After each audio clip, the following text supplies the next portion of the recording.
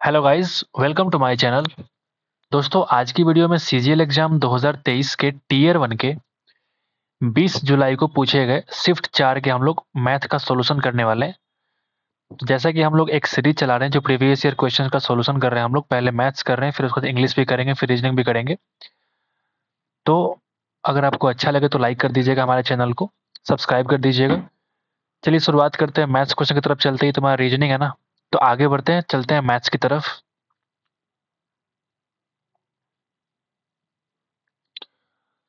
ठीक है, ये आपका जीके का सवाल आखिरी चल रहा है। अब मैथ्स कहाँ शुरू हो रहा है देखता हूँ। ठीक है, यहाँ से आपका मैथ्स का सवाल शुरू हो रहा है। आप देख सकते हैं क्वांटिटेटिव एप्टीट्यूड लिखा हुआ है।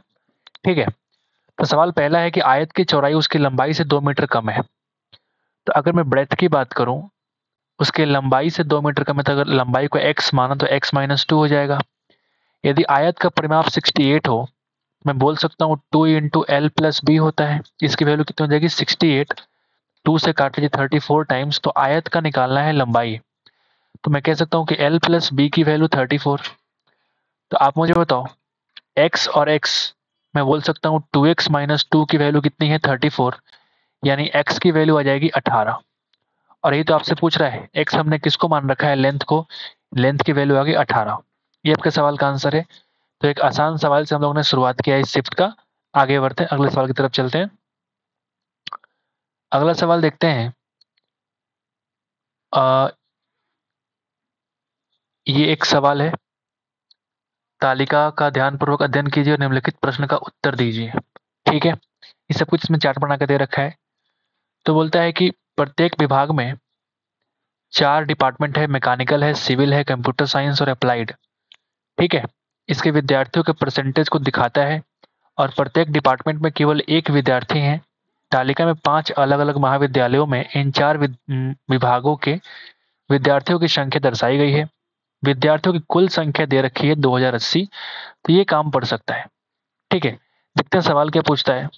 सवाल ये पूछता है कि आईआईटी बॉम्बे में विद्यार्थियों की संख्या आईआईटी मद्रास में विद्यार्थियों की संख्या से 20% कम है। ये बॉम्बे है और ये मद्रास है। ठीक है, अगर मैंने इसको 5x माना तो ये 4x मानना पड़ेगा, क्योंकि इससे इसमें 20% कम है। अब जरा मुझे एक बात बताओ, 430, 350 और 400 कितना हो जाएगा, 4 4 800 और 3 1180। अगर मैं 2080 में से कम कर दूं तो आप बोलेंगे 900 बचेगा। मतलब 900 बच्चे आईआईटी बॉम्बे और मद्रास के हैं। तो 900 में 400 हो जाएंगे बॉम्बे के और 500 हो जाएंगे मद्रास के, अकॉर्डिंग टू दिस रेशियो। ठीक है, तो आपसे क्या पूछता है कि इन दोनों महाविद्यालयों में अप्लाइड अप्लाइड विभाग में अध्ययन करने वाले विद्यार्थियों की कुल संख्या, यानी 32%, 400 का 32% और 500 का 35%। ठीक है, कुल संख्या। और इन दो महाविद्यालय में सिविल विभाग में पढ़ने वाले, सिविल वाला इधर सेक्शन दे रखा है बीच में, विद्यार्थियों की संख्या के बीच का अंतर कितना होगा, आपसे ये पूछ रहा है। ठीक है, तो मैं कह सकता हूं कि इन दोनों का, आप एक काम करिए, 400 का 32% निकालिए और फिर 500 का 35% निकालिए, दोनों को ऐड कीजिए। फिर 400 का 18% निकालिए, फिर 500 का 25% निकालिए, दोनों को जोड़ करके आप दोनों को माइनस करेंगे तो इस सवाल का आंसर आएगा। उससे बढ़िया क्या होगा, मुझे लगता है कि 32% में से 18% अगर आप कम करेंगे तो बचेगा 14%। ठीक है, ठीक वैसे ही अगर 35% में से 25% कम करेंगे तो बचेगा 10%। और इन दोनों का सम ही आपके सवाल का उत्तर होगा। तो 400 का 14% कितना हो जाएगा, 14 चौका 56, यानी कि 56। ठीक है, 56 विद्यार्थी। और फिर बोल सकता हूँ 500 का 10% यानी कि 50। तो 106 इस सवाल का आंसर होना चाहिए। देखते हैं, और ये सवाल का आंसर है। हमने क्या किया, अलग अलग परसेंटेज निकालने के बजाय पहले परसेंटेज को ही अंतर निकाल लिया और फिर उसका आंसर निकालना बड़ा आसान हो गया। तो 106 इस सवाल का आंसर है। ये बढ़िया सवाल है, आगे बढ़ते हैं। क्वेश्चन नंबर 3 बोलता है कि चावल का क्रय मूल्य और विक्रय मूल्य समान है। सवाल थोड़ा लंबा दिख रहा है, कोई बात नहीं, देखते हैं। ठीक है, तो चावल का क्रय मूल्य और विक्रय मूल्य अगर समान है तौलने की मशीन में खराबी के कारण विक्रेता को 15% का लाभ होता है। यदि 1000 ग्राम चावल का क्रय मूल्य अगर x रुपया है, ठीक है, तो मशीन को बदल दिया जाता है जो 900 ग्राम के बजाय 1000 ग्राम दिखाती है, तो समान लाभ प्रतिशत प्राप्त करने के लिए अभिक्रय मूल्य में कितना होना चाहिए रुपया में, आपको बताना है। ये बढ़िया सवाल है, आप इसको वेरी इंपॉर्टेंट मार्क कर सकते हैं। देखते हैं कैसे बनेगा।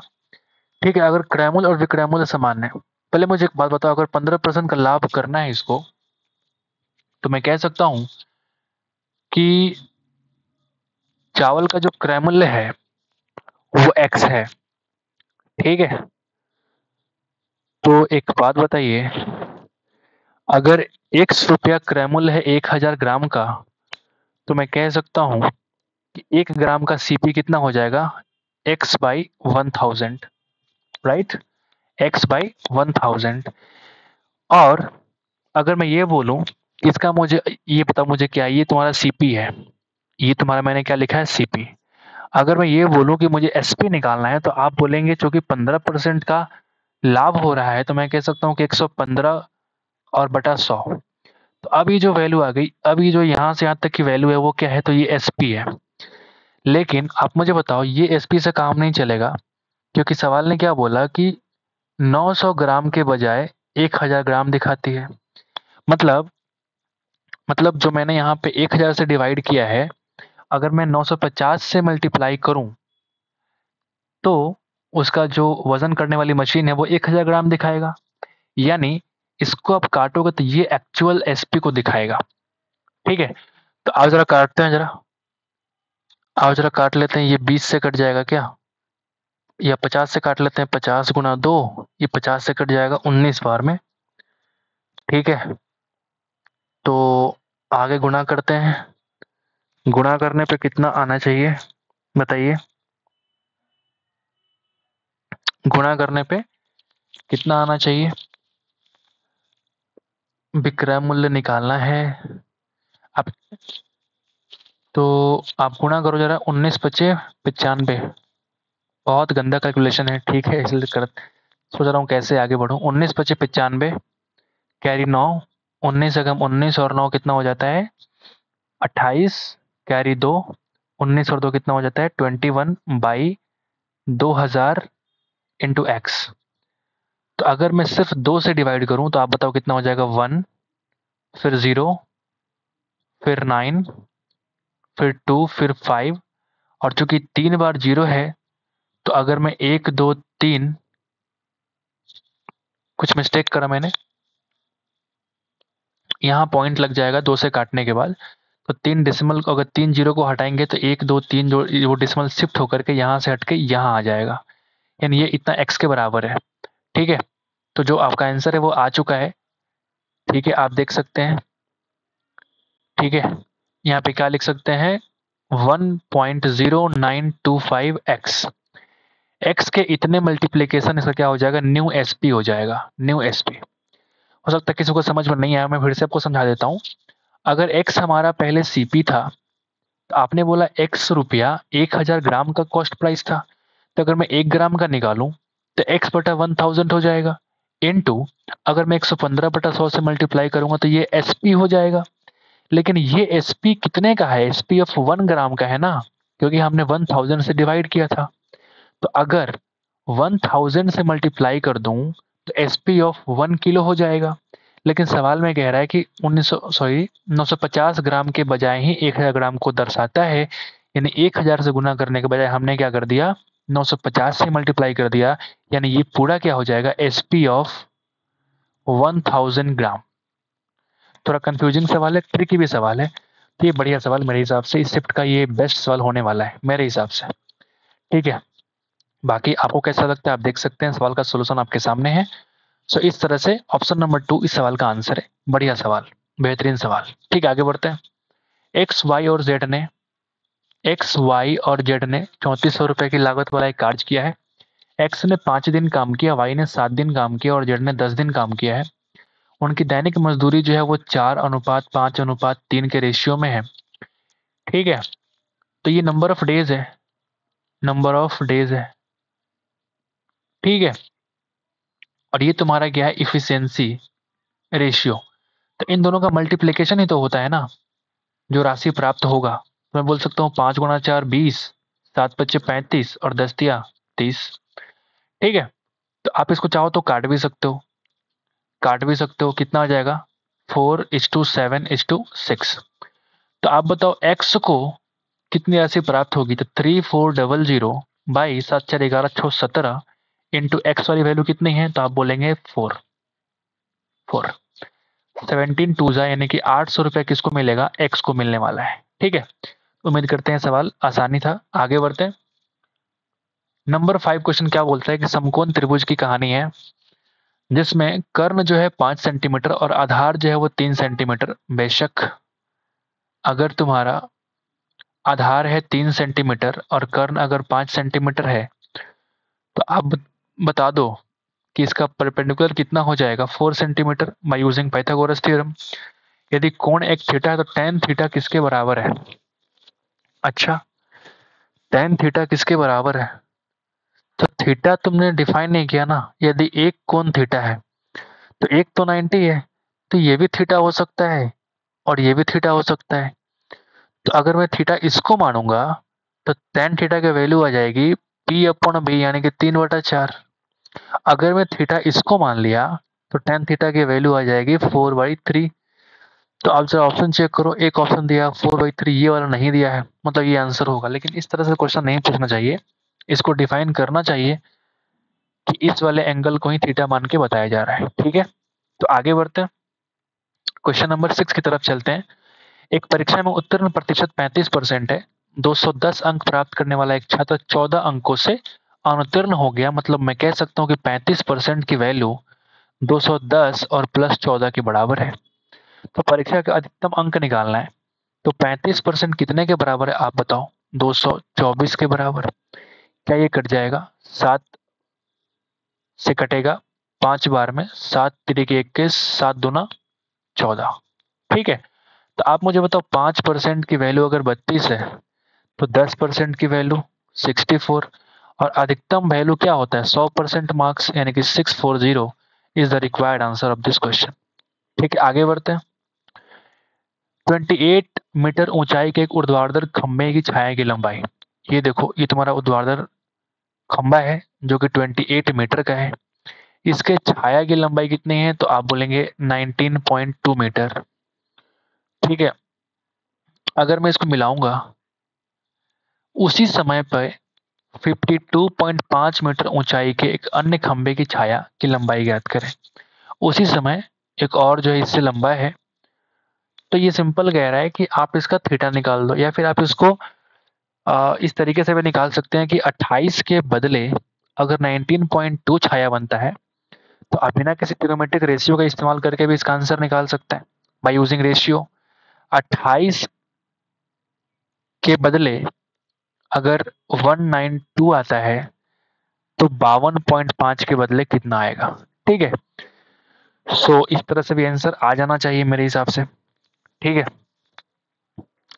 या फिर ऐसे भी सोच सकते हैं कि 28 की वैल्यू अगर 19.2 है तो एक की वैल्यू 19.2 बाई 28, तो 52.5 की वैल्यू 199.2 बाई 28 इंटू 52.5, इसको भी गुना करेंगे तो ऐसे ही कुछ आने वाला, इसको भी अगर आप मल्टीप्लाई करेंगे तो ये वाली वैल्यू आने वाली है, यही वाली। तो मैं कह सकता हूँ कि x की जो वैल्यू है वो देखो जरा 52.5 इंटू 19.2 बाई 28, जो यहाँ लिखा हुआ वही चीज़ यहाँ पे लिखा हुआ है। तो आओ जरा सॉल्व कर लेते हैं, 7 से क्या कटेगा, क्या कटना चाहिए, 7×4 = 28, 7×7 = 49, 7×5 = 35। ठीक है, 4 से कटेगा, बिल्कुल कटेगा, 4×4 = 16 और 4×8 = 32, यानी 7.5 गुना करना है 4.8 से, तो आप मल्टीप्लाई कर दो ये 3/4, यानी इसको मैं बोल सकता हूँ कितना, 3/4 बोलूंगा क्या, नहीं, इसको बोल सकते हैं कितना, अगर मैं डेसिमल को नीचे लाऊं तो ये बनेगा 15/2। ठीक है, 3/4 में क्यों बोल रहा था, 75% थोड़ी था, और ये 2 से कट जाएगा 2.4, तो आप मुझे बताओ 2.4 को 15 से गुणा करो, यानी 24 + 12 यानी कि 36 मीटर इस सवाल का आंसर है। तो आप इस तरह से भी इसका आंसर निकाल सकते हो। और भी तरीके क्या हो सकते हैं, आप कोई एक थीटा निकाल लो। अगर आप थीटा निकालेंगे tan का यूज करके तो थीटा की वैल्यू आ जाएगी, या फिर अगर वैल्यू नहीं भी आएगी तो tan थीटा का वैल्यू आ जाएगा ना।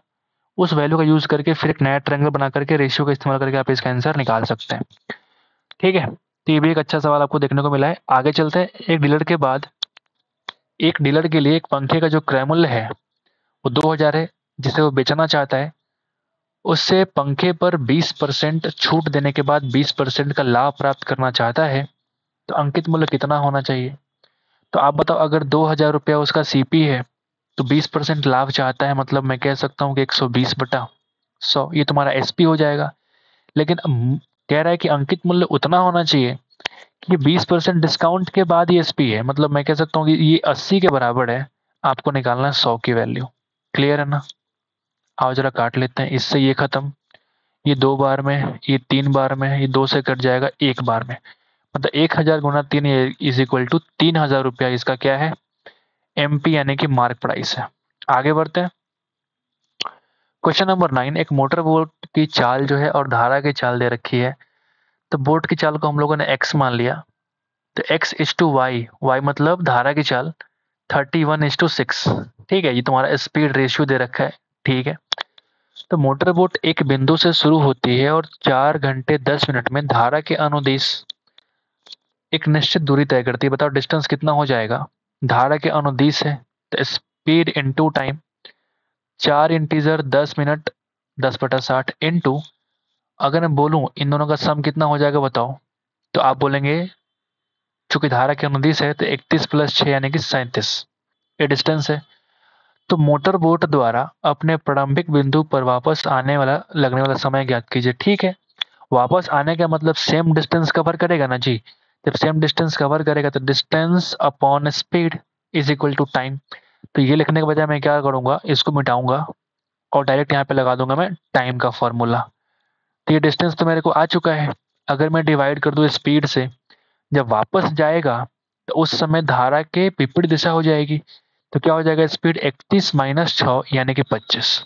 अब गुणा कर लो, ये तुम्हारा टाइम है, रिक्वायर्ड टाइम, जो भी तुम्हारा आंसर आने वाला है। ये कट जाएगा, 6 × 4 = 24 से 25/6 इंटू 37/25। 5 25 25 काट लो, 6 × 6 = 36, 1/6 और, या फिर इसी को हम बोल सकते हैं 6 घंटे और 1/6 × 60 इज इक्वल टू 10 मिनट। ये तुम्हारे सवाल का आंसर हो गया, ऑप्शन नंबर 1 आप टिक लगा सकते हैं। आगे बढ़ते हैं। नंबर 10,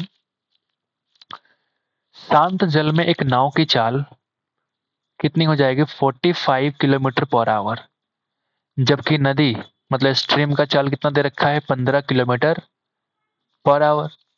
धारा के विपरीत दिशा में एक निश्चित दूरी तय करने में लगा समय धारा के दिशा में समान दूरी तय करने में लगे समय से 9 घंटे अधिक है। दूरी गणना करें। आपको डिस्टेंस निकालना है। ठीक है, तो सवाल क्या बोला कि धारा के विपरीत दिशा में, मान लीजिए डिस्टेंस हमारा डी है, थोड़ी देर के लिए मान लेते हैं, तो विपरीत दिशा का मतलब क्या हो जाएगा?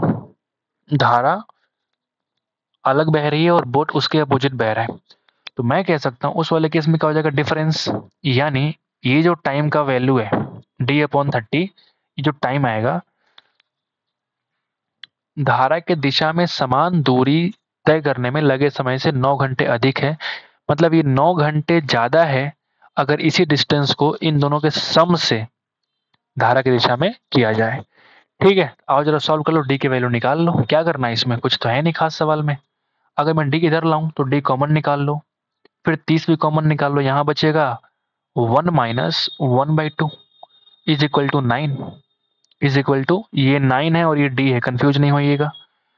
तो आप बताओ, ये बन जाएगा 1 - हाफ यानी कि हाफ डी। 30 को भेजो उधर, 30 × 9 यानी डी की वैल्यू कितनी हो जाएगी? 30 × 9 यानी कि 270 इंटू 2 कितना हो जाएगा? 540 किलोमीटर हो मीटर हो वट जो भी दे रखा है, सवाल का आंसर है 540। ठीक है, आगे बढ़ते हैं। क्वेश्चन नंबर 11, पिता और माता की जो औसत मासिक आय है, मतलब फादर प्लस मदर, एवरेज जो इनकम है वो 5000 है, दोनों का सम कितना हो जाएगा? 10,000। माता और उसके बेटे, तो मदर प्लस सन जो हो जाएगा 6 दूना 12,000। ठीक है। पिता और पुत्र मतलब फादर और सन की बात करेंगे 10 दूना 20,000। पिता की मासिक आय निकालनी है, आपको फादर का निकालना है। मैं एक काम करता हूँ, तीनों को जोड़ता हूँ। जैसे आप जोड़ेंगे तो 2 बार एफ, 2 बार एम, 2 बार एस आएगा। 20,000, 12,000, 32,000, 10,000, 42,000। 42 के मैं काटूंगा तो आ जाएगा 21,000। ठीक है। अगर आपको फादर का निकालना है तो ठीक है, मदर प्लस सन का माइनस कर देते हैं। कितना? 12,000 माइनस कर देंगे 21,000 में से, मतलब 9,000 इस सवाल का आंसर है। ठीक है। आगे बढ़ते हैं। अगला सवाल क्या बोलता है? घनाभ की लंबाई चौड़ाई ऊंचाई का अनुपात दे रखा है कितना? 1:2:3। तो जब भी परसेंटेज वृद्धि की बात करता है तो मैं क्या करता हूँ, ठीक है कोई बात नहीं, 200%, 300% और 300% की वृद्धि हो जाती है। तो 200% का वृद्धि, 100% तो एक है, 200% बढ़ गया यानी कि एक बन गया तुम्हारा कितना? 3। 300% बढ़ गया मतलब 2 बन गया तुम्हारा 8। 2 3 600 बढ़ गया। और 300% का वृद्धि 3 गुना 3 9, ये बन गया 12। मेरे हिसाब से तो यही तुम्हारा नया वाला रेशियो है, लंबाई चौड़ाई और ऊंचाई का। ठीक है। तो मूल आयतन की तुलना में घनाभ के आयतन में वृद्धि ज्ञात करें। तो अब बताओ, मूल आयतन L into B into H कितना हो जाएगा? 3 दूना 6।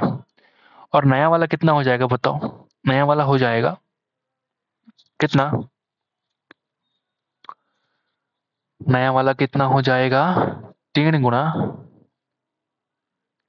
गुना 8 गुना 12। तो आप देखोगे 6 से कट जाएगा 2 बार में, यानी कि 1:8 तेरे को 24 गुना 2 कितना हो जाएगा? 48। यानी आयतन में वृद्धि ज्ञात करें। अब कुछ लोग बोलेंगे ये 48 गुना हो गया, ऐसा नहीं है। सवाल क्या पूछ रहा है कि वृद्धि ज्ञात करें। अगर पूछता कितना गुना हो जाएगा तब बोलते हैं 48 गुना, 48 टाइम्स। लेकिन ये बोला कितना वृद्धि हुआ, तो आप बोलेंगे 47 टाइम्स वृद्धि हो गया।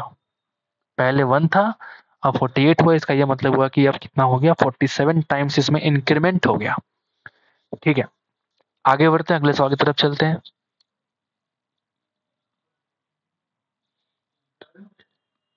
ठीक है।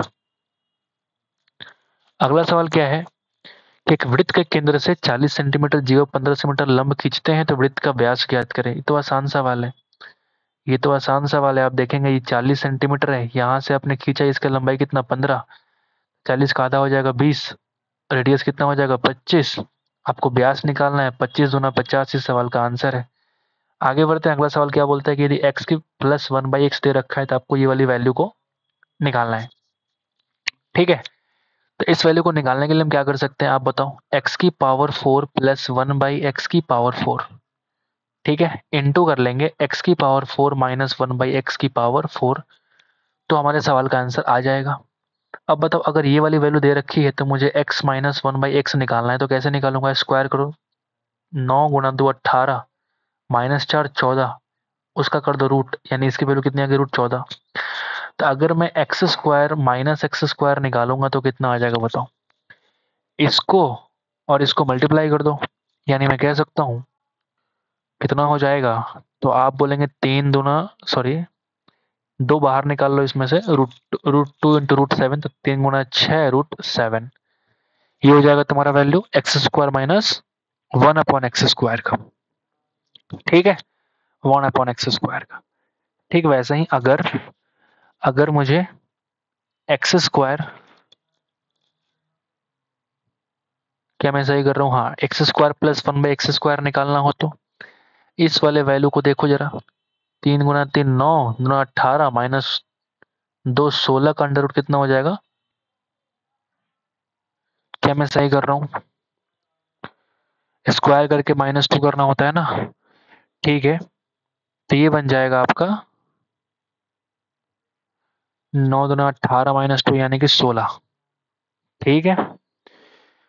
तो अगर मैं बोलूं कि x की पावर 4 प्लस 1/x की पावर 4 कितना होगा, तो स्क्वायर करके -2 यानी कि 256 -2 कितना हो जाएगा? 254।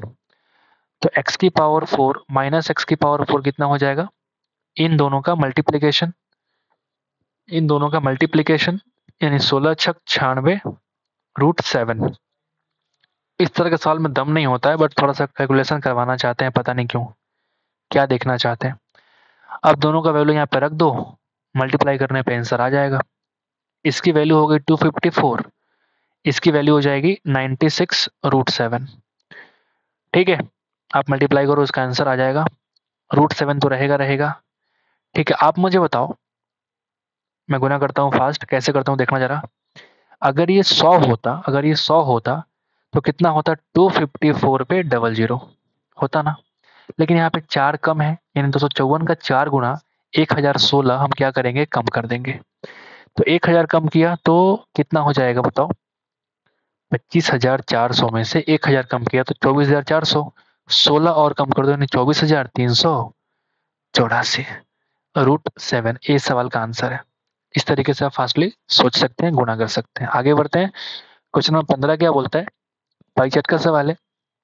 कक्षा 12 के सेक्शन ए बी सी और डी और ई में उपस्थित और उत्तीर्ण छात्रों की संख्या, इतने लोग प्रेजेंट थे और इतने लोगों ने पास किया है। 800 लोगों ने पास किया, 1000 लोग फेल हो गए। तो सेक्शन ए में क्या पूछता है सवाल कि सेक्शन ए परीक्षा में उपस्थित छात्रों का प्रतिशत क्या है। सेक्शन ए में उपस्थित छात्रों का प्रतिशत क्या है, तो फिर इसको बनाने की आवश्यकता क्या है आपको। ठीक है, सेक्शन ए में परीक्षा में उपस्थित छात्र, सेक्शन ई किधर है बताओ, 58%, 58 डिग्री है, sorry 58 degree out of 360 degree into 100%। तो फिर ये उत्तीर्ण छात्र का पाई चार्ट देने की आवश्यकता क्यों पड़ गई आपको, जब आपको सिर्फ एक पाई चार्ट से सवाल पूछना था। ठीक है, कोई बात नहीं, आप देखते हैं। ये कट जाएगा 20 से 18 बार में, ये कट जाएगा 20 से 5 बार में, ये 2 से कट जाएगा, सॉरी 9 से कट जाएगा 2 बार में, 2 से 9 बार में, और ये 29 बार में। तो 29 बचे 145 बाई 9। ठीक है, 9 1 जा 9, 5 5 9 6 जा 9 छक 54.1 के आसपास आने वाला है मेरे हिसाब से। 16.1% इस सवाल का आंसर है, और बिल्कुल ऑप्शन नंबर 3 आपको यहाँ पे दिख रहा है 16.1%। ठीक है, आगे बढ़ते हैं। अगला सवाल क्या बोलता है कि इसका मान ज्ञात करें।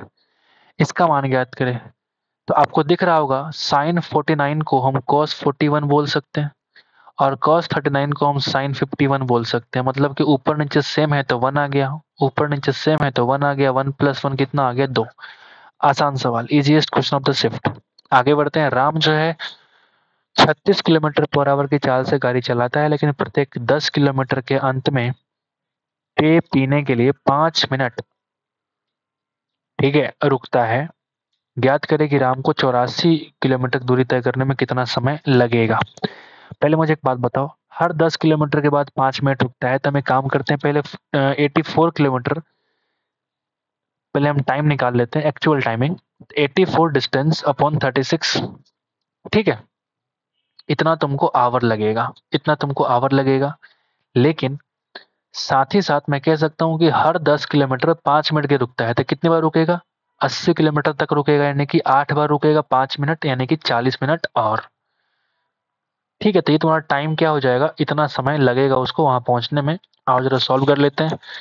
अगर ये आर है, आपका आंसर दिया मिनट में, तो मैं काम करता हूँ 84/36, इसको हमने चेंज कर दिया मिनट में, प्लस 40 मिनट और। तो आप बताओ 6 छक 36, 6 10 बार में, और ये 6 से कटेगा क्या, 14 छक 84, सही है क्या, यानी कि 14 गुणा 10 140, और 40 कितना हो जाएगा, 180 मिनट इस सवाल का आंसर है। आसान सवाल, लेकिन ठीक ठाक सवाल है। आगे बढ़ते हैं। इसका मान ज्ञात करें। बोर्डमास का सवाल आ चुका है आपके सामने। तो आप देखेंगे ये दोनों आपका माइनस में है, मतलब मैं कह सकता हूँ कि 7 और 4 11, 8 6 14, यानी कि ये 12.4 है, नहीं है क्या, माइनस में। यानी 12.5 में से 12.4 कम करेंगे तो यहां से यहां तक की वैल्यू आ चुकी है 0.1। ठीक है, अब जरा देखो, ये माइनस है 4.9 और ये माइनस है 0.1, मतलब दोनों मिलकर क्या बन जाएगा, -5 कितने में से? तो आप बोलेंगे 3.5 में से। यानी अगर मैं यहाँ से लेके यहाँ तक का वैल्यू है, स्मॉल ब्रैकेट के बाद जो मिडिल ब्रैकेट है उसकी बात कर रहा हूँ मैं, उसकी वैल्यू 3.5 में से 5 कम करेंगे तो ये आ जाएगा 1.5, लेकिन नेगेटिव में, क्योंकि 5 वाली वैल्यू बड़ी है। ये ब्रैकेट बंद हो रहा है। अब जरा मुझे एक बात बताओ, 0.08 ये ब्रैकेट है और -1.5 आपको ये दे रखा है। तो आओ जरा सॉल्व कर लेते हैं। क्या माइनस इंटू माइनस प्लस नहीं होगा? बिल्कुल होगा। अगर होगा तो बताओ, 0.08 प्लस 1.5, यानी इसको हम 50 भी लिख सकते हैं। तो क्या ये 1.58 आंसर नहीं होगा? बिल्कुल होगा। डेसिमल लगा के थोड़ा सा डिफिकल्ट करने की कोशिश किया गया है। आप बताओ इसका वैल्यू कितना होगा? डायरेक्टली निकाला जा सकता है क्या? अगर नहीं भी निकाल सकते हैं तो हम क्या कर लेंगे, x प्लस 1/x निकाल लो पहले। तो स्क्वायर करो, 36 और 4 40 का अंडर रूट। अगर इसका वैल्यू निकालना है तो इन दोनों का मल्टीप्लिकेशन कर दो। यानी अगर मैं इसको 4 बाहर निकालूंगा तो ये बोल सकता हूँ कि 2√10 के बराबर है। तो इसकी वैल्यू कितनी हो जाएगी? 6 गुणा 2 12√10। इस सवाल का आंसर है। आगे बढ़े क्या? कौन सी संख्या 33 से डिविजिबल है? तो 11 से भी होनी चाहिए और 3 से भी होनी चाहिए। 3 से होने के लिए डिजिट का सम निकाल लो, यानी कि 5 5 10 और 18, ये 3 से भी कट रहा है। 11 हम बाद में चेक करेंगे। पहले देखो 6 3 3 कट गया, ये कट गया, लेकिन ये भी कट गया, लेकिन ये नहीं कटा, तो ये ऑप्शन हमारा नहीं हो सकता। ठीक है, 8 5 13 और ये 6 3 9 कट गया, लेकिन ये तो नहीं कटा, तो आगे बढ़ लेते हैं। ये भी 3 से नहीं कटा। 5 5 10 3 18, ये 3 से कट रहा है और 11 से भी कट रहा है कि नहीं, आपको चेक करना पड़ेगा। तो अब यहाँ पे कोई फॉर्मूला अप्लाई करने की आवश्यकता नहीं है। अब 11 से चेक कर लो दोनों ऑप्शन में कि कौन सा 11 से कट रहा है। जो कट रहा है वो आंसर हो जाएगा। तो option number 1 is the required answer. ठीक है, आगे बढ़ते हैं। आसान सवाल था, जहाँ टाइम वेस्ट करने की आवश्यकता नहीं है वहां पे। ट्रायंगल एबीसी में डीई पैरेलल टू बीसी है। आओ जरा ट्रायंगल एबीसी बनाते हैं हम। देख के तो अच्छा सवाल लगता है, पता नहीं। आगे देखते हैं। ट्रायंगल एबीसी की बात करता है कि ट्रायंगल एबीसी में आपको बोलता है कि डीई जो है पैरेलल टू बीसी है। डीई जो है ये पैरेलल टू बीसी है। ठीक है, यहाँ तक समझ गए। जहाँ पे डी ए बी पर एक बिंदु है और ई ए सी पर एक बिंदु है। यदि डीई जो है ट्रायंगल ए बी सी के क्षेत्रफल को 2 बराबर भागों में विभाजित करता है। ये बढ़िया सवाल है। अगर मैं बोलूं इसका क्षेत्रफल 1, तो इसका भी क्षेत्रफल कितना होना चाहिए? 1। तो D B is to A B निम्न में से किसके बराबर होगा? वेर इज डी बी और where is A B? D B आपका यहां से यहां तक की दूरी है और ए बी आपका यहां से यहां तक की दूरी है। तो D B is to A B आपको निकालना है। ठीक है, ठीक है। तो मैं अगर बोलूंगा कि आप मुझे बताओ, ये बढ़िया सवाल है, सिर्फ इस वाले एरिया का, सिर्फ ये वाला एरिया कितना होगा? तो आप बोलेंगे 1 के बराबर। ये तो 1 के बराबर है।